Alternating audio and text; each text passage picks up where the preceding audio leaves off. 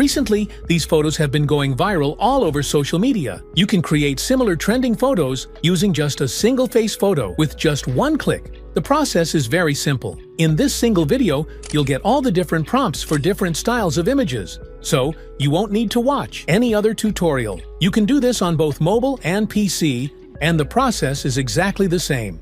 Open your browser and search for Gemini AI. The first link you'll see is gemini.google.com. Click on it. If you're new to Gemini AI, simply log in with your Google account. I'm already logged in here.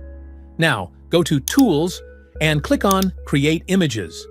At this point, the AI is ready to generate images for you. Next, click the plus icon and upload the image of the model whose face you want to use for generating more images. After that, describe how you want your model to look. You'll see different prompts for different image styles. For example, Prompt 3 will generate the image style you're currently seeing on the screen.